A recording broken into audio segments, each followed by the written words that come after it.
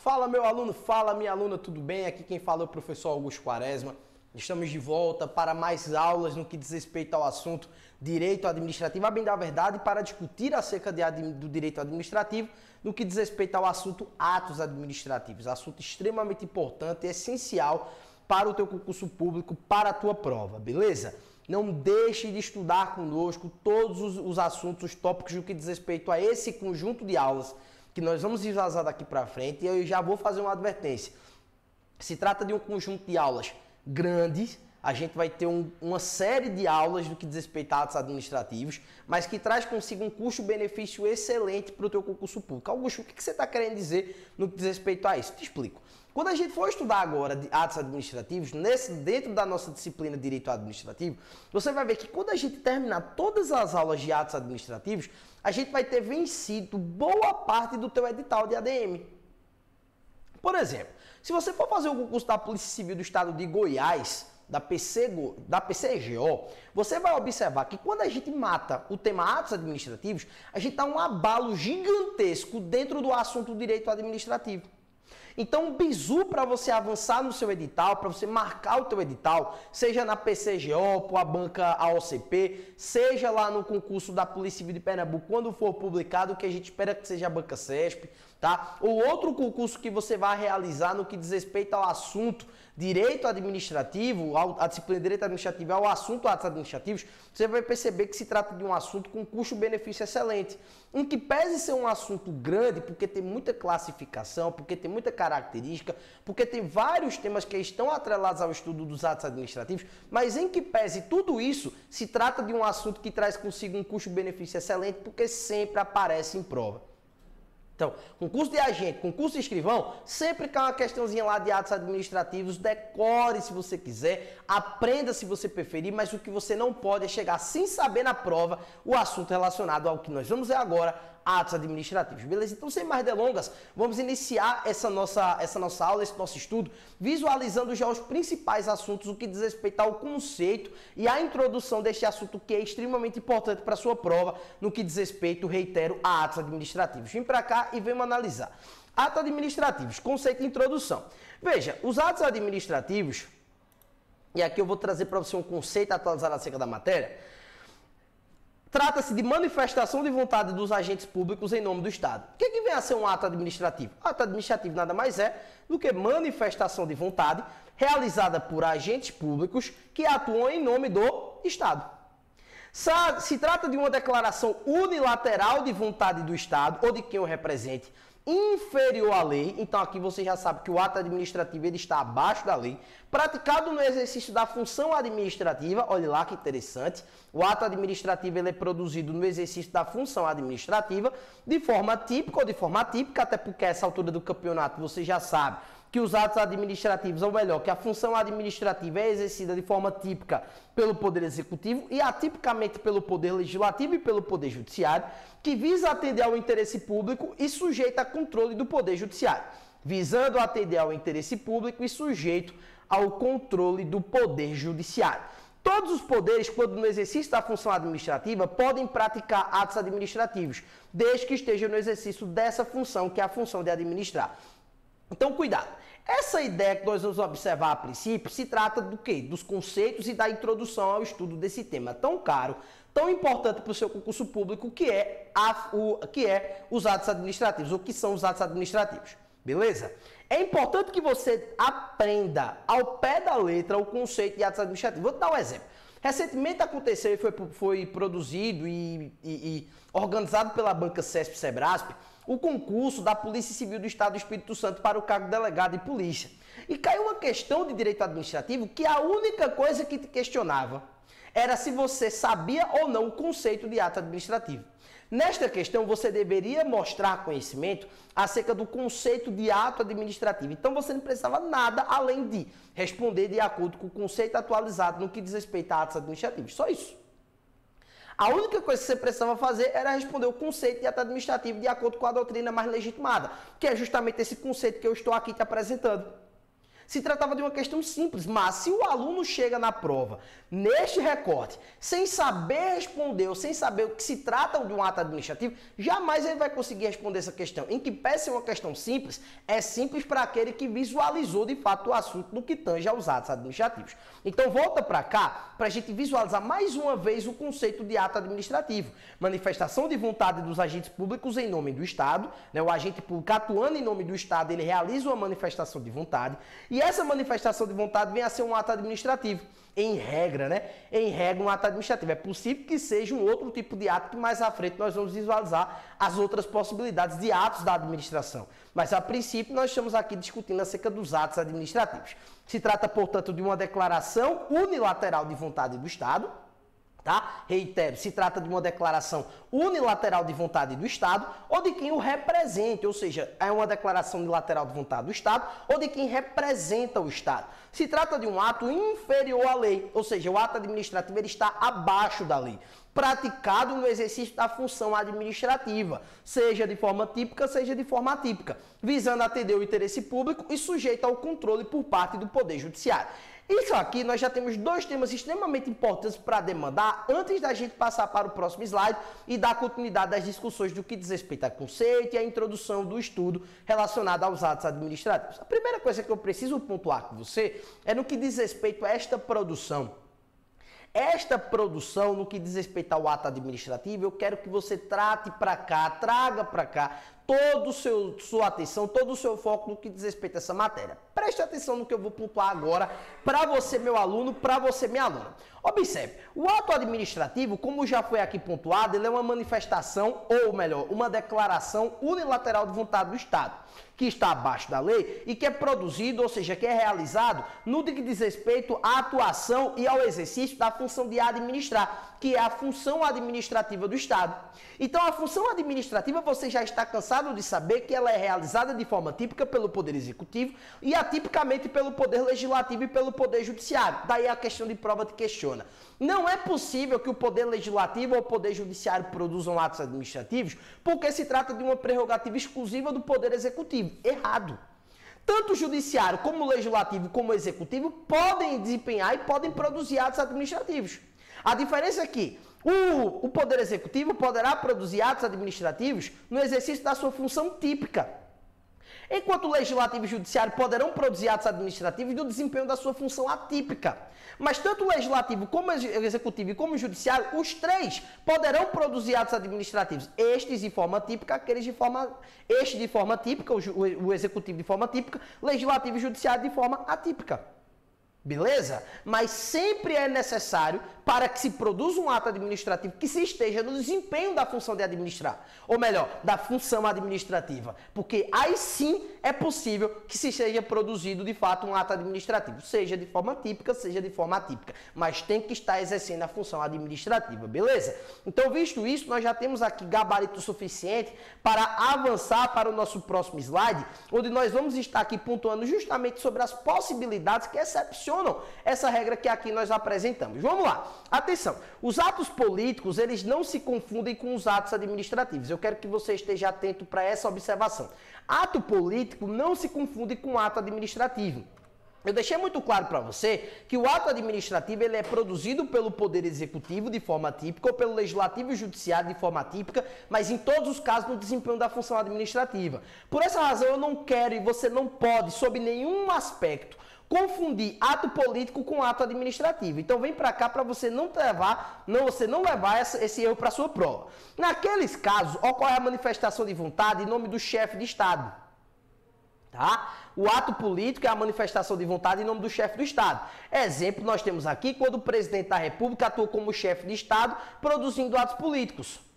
Vamos trazer aqui alguns exemplos em que o presidente da República, atuando como chefe de Estado, produz atos políticos, que não se confundem com atos administrativos. Eu vou repetir, o ato político é diferente do ato administrativo, então saiba diferenciar estes daqueles. Vou trazer aqui para vocês 3 exemplos, meu aluno, minha aluna, que dizem respeito aqui a casos em que estamos diante de atos políticos e não de atos administrativos. Vem para cá. Quando o presidente realiza a sanção ou veto de um projeto de lei, não está sendo praticado o ato administrativo, e sim ato que faz parte do processo legislativo.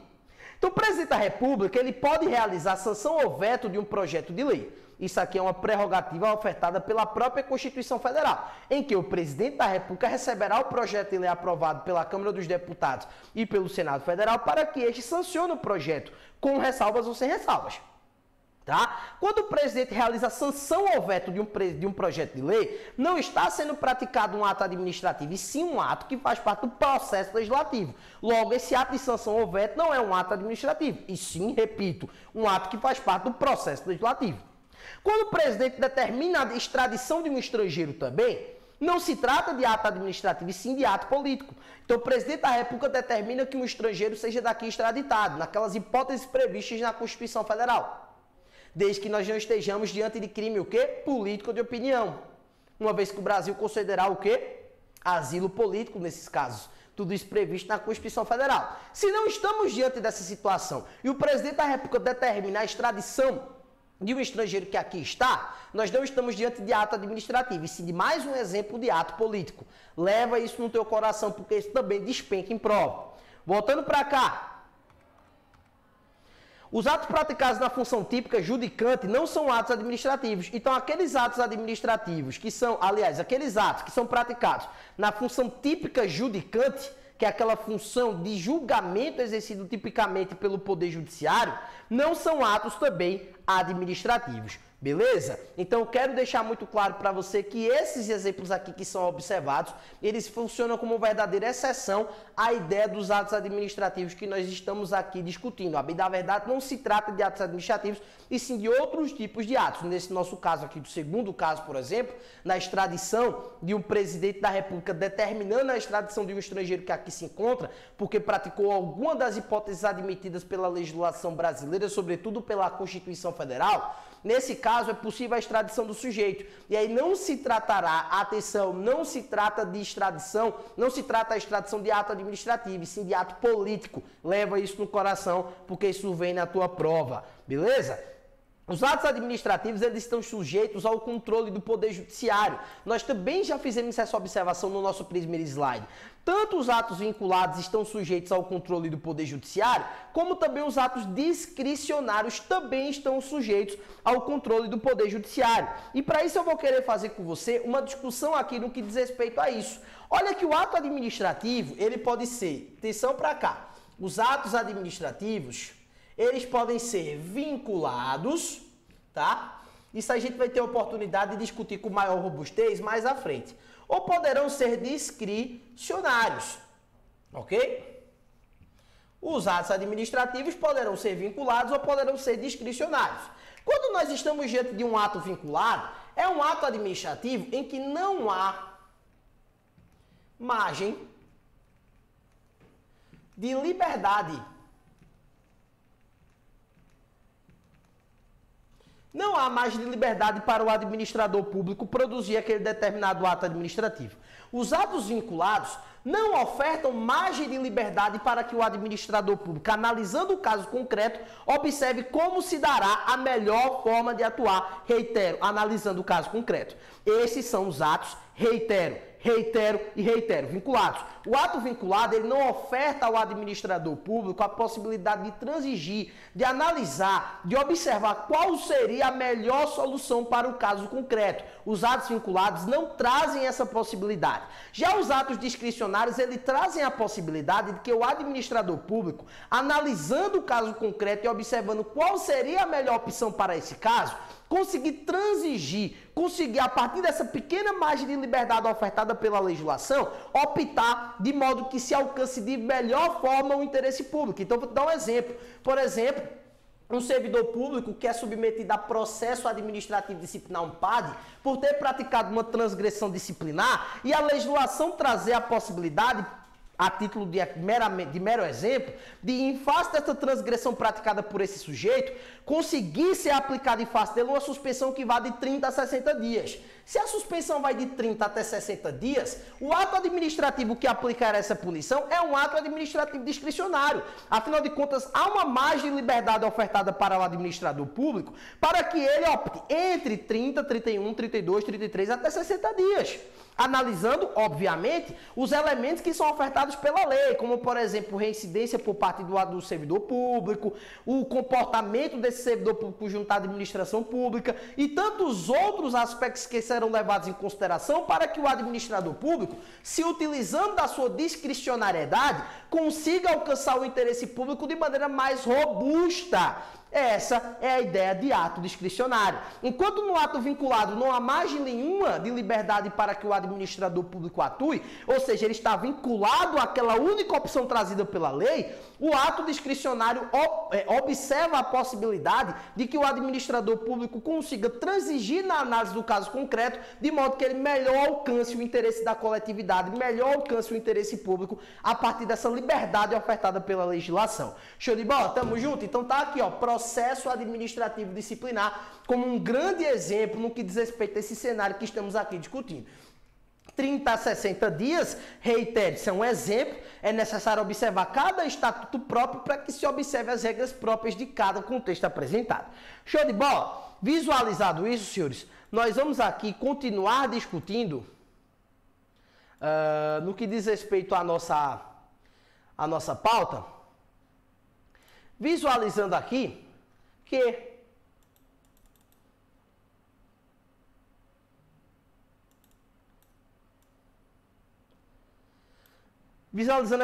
os atos administrativos estão sujeitos a controle do Poder Judiciário. Tanto os atos vinculados como também os atos discricionários. Costuma cair na sua prova que os atos administrativos estão sujeitos ao controle do Poder Judiciário. Em outras palavras, o Poder Judiciário poderá controlar, fazer o aspecto de controle no que diz respeito aos atos administrativos. Em outras palavras, o ato administrativo foi produzido pelo Poder Executivo, mas ele poderá ser controlado pelo Poder Judiciário. Quando é que isso pode acontecer, Augusto? Tão somente quando houver o aspecto da ilegalidade no ato administrativo. Porque mais à frente nós vamos observar que o Poder Judiciário apenas poderá anular ato administrativo. Não é ofertado pela legislação a possibilidade do Poder Judiciário revogar um ato administrativo. Porque a revogação, diferente da anulação que acontece quando o ato é ilegal, a revogação ela justamente acontece quando o ato administrativo ele tem aqui um aspecto de revogação por desdobramento de, reitero, atenção para isso, a revogação acontece por um juízo de mérito administrativo. É a análise de conveniência e oportunidade que o administrador público faz, que o prefeito faz, que o governador faz, que o presidente da república faz para anular para revogar um determinado ato administrativo que ele entende que se tornou inoportuno ou inconveniente. Então, o ato administrativo que se torna inoportuno ou inconveniente poderá ser revogado pela administração pública no desempenho da função administrativa. Mas observe que o juiz ele não pode revogar um ato administrativo, porque senão ele estaria se imiscuindo no mérito administrativo, no juízo de oportunidade, no juízo de conveniência. E não é isso que a legislação ofertou ao presidente da República, ao Poder Judiciário. Então, o judiciário apenas poderá anular ato administrativo, não podendo revogar atos administrativos. Leve isso no seu coração, leve isso para a sua prova. No entanto, ainda assim, os atos discricionários, que são aqueles que levam essa margem de discricionariedade, de oportunidade, de conveniência, eles podem se tornar ilegais. Ao passo que, por exemplo, eles exorbitem da margem de liberdade ofertada pela legislação. Volte lá para aquele nosso exemplo. Imagine que foi aberto um processo administrativo disciplinar com o objetivo de excluir um servidor público das forças. E esse processo administrativo disciplinar, reitero, que foi aberto com o objetivo de excluir um determinado policial das forças, ele chegou à conclusão de que o servidor público, atenção para essa observação, ele chegou à conclusão que um determinado servidor público praticou uma transgressão disciplinar punida com suspensão. E essa suspensão, de acordo com a lei, poderia ser de 30 a 60 dias. Vem lá a comissão que está apurando essa transgressão e aplica uma suspensão de 120 dias em face desse servidor. Veja, essa punição, no que diz respeito à suspensão, ela é um ato administrativo discricionário. Mas nesse aspecto aqui que foi produzida, ela violou toda a margem de liberdade ofertada pela legislação e fez com que o servidor fosse punido de maneira ilegal. Então, essa ilegalidade que nós estamos aqui diante, ela poderá ser corrigida pelo Poder Judiciário, que vai determinar a anulação desse ato administrativo aqui, ó. Tá? Porque ele é um ato administrativo discricionário e legal. Então tem questão de prova que vai dizer que não cabe controle do Poder Judiciário em face de ato administrativo discricionário. É errado. A única coisa que o controle de fato não pode exercer no que diz respeito a esse aspecto que estamos analisando é a impossibilidade do Poder Judiciário realizar análise no que diz respeito a mérito administrativo de um ato discricionário. Não é o judiciário que vai fazer a análise de discricionariedade. Isso está incumbido ao Poder Executivo. Agora, ao passo que o Poder Executivo, no uso dessa sua margem de discricionariedade, pratica ilegalidade, será possível ao Poder Judiciário atuar para anular essa ilegalidade produzida ou até mesmo anular o ato administrativo que está revestido de ilegalidade. Show de bola? Dá pra gente avançar? Então vamos pra frente, porque tem muita coisa importante pra gente analisar. Vem pra cá, ó. O Poder Judiciário não faz controle de mérito de ato administrativo. É justamente o que nós analisamos aqui. Quando se fala de mérito ou de mérito administrativo, eu quero que você tome nota. Todas as vezes que você ouvir essa palavra mérito administrativo nas aulas de direito administrativo, quer dizer oportunidade e conveniência. Oportunidade e conveniência é justamente a análise de mérito administrativo. Então, os atos administrativos que se revestem de mérito administrativo são esses atos que são discricionários, onde há um mérito administrativo para melhor se adequar ao interesse público, para melhor se adequar ao interesse da coletividade. Beleza? Então, o Poder Judiciário não pode fazer controle de mérito de ato administrativo praticado por outro poder. Ou seja, os atos discricionários, eles não vão ser submetidos a controle de mérito do Poder Judiciário, tá? Que são os atos praticados aqui pelo Poder Executivo, mas podem e devem ser submetidos a controle de legalidade, tá? O que poderá resultar na anulação de um ato administrativo discricionário que viola a legislação. Então, nesse aspecto aqui, eu quero que você observe que não é possível se fazer controle de mérito de ato administrativo. O Poder Judiciário não pode controlar o mérito do ato administrativo, mas ele pode fazer o controle da legalidade.